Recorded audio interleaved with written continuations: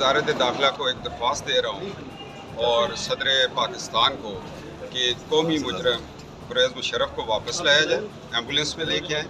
अदालत में जब हम पेश हो रहे हैं, हमारी ख़वातीन पेश हो रही हैं, तो वो कोई मुक़द्दस गाय नहीं है। तो इस मुल्क में वज़ीर-ए-आज़म और लीडर चंद गुज़रे हैं, चीफ़ ऑफ आर्मी स्टाफ और जनरल बहुत सारे गुज़रे हैं। उसको आप मुक़द्दस ना बनाएं, वापस लाएं। और दूसरा साकिब निसार और गुलजार, इनको भी इंटरपोल के ज़रिए वापस लाएं। अभी पानामा पे इंक्वायरी होनी है।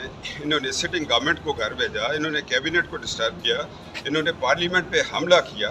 साकिब निसार और गुलजार ये दो कौमी मुजरम हैं, इनको वापस लाया जाए। और डी चौक जिसमें जस्टिस वकार सेठ मरहूम, जिसका नाम क़यामत तक ज़िंदा रहेगा, उस डी चौक का नाम जस्टिस वकार सेठ के नाम से मंसूब किया जाए और उनकी कब्र अनवर के ऊपर एक मज़ार बनाया जाए और उस पर लिखा जाए कि आइन पाकिस्तान का मुआफ़िज़ chief justice Peshawar high court था। ये चीज़ें होनी चाहिए ना। अगर आप डॉक्टर कदीर को एक सर्द खाने वाली कब्रिस्तान में दफना दें और जनरल ज़िया हक को फैसल मस्जिद के बाहर, तो ये कौमों के साथ इंसाफ नहीं है। सर ये बताएं कि आर्मी चीफ साहब की मुद्दत मुलाजमत में एक्सटेंशन का जब मामला आया तो क्या मुस्लिम लीग नून को वोट देना चाहिए था, हमायत करनी चाहिए थी आर्मी चीफ की एक्सटेंशन में?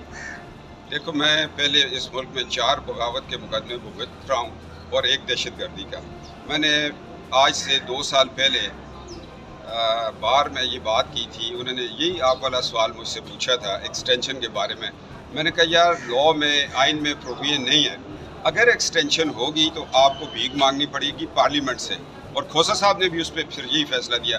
खोसा साहब बरी हो के चीफ जस्टिस हो गए और मैं 124A का आज भी मुकदमा भुगत रहा हूँ कि मैंने बगावत की एक्सटेंशन पे। भाई वो जस्टिस बैरिस्टर कहता सी ने साड़ी इतनी पसली नहीं, असी पसली तोते पहुँच चुके हैं। वैसे मुस्लिम लीग नून ने बड़ी ज़्यादती की सी, नहीं देना सी वोट। YouTube पर Google TV देखने के लिए youtube.com की सर्च बार में Google TV टाइप करें। Google TV के पेज पर सुर्ख रंग के सब्सक्रिप्शन वाले बटन पर क्लिक करना ना भूलिए। YouTube पर अपलोड होने वाली वीडियो से बाखबर रहने के लिए बेल आइकॉन पर क्लिक कीजिए। आपको हर नई आने वाली वीडियो के बारे में नोटिफिकेशन मौसूल हो जाएगा।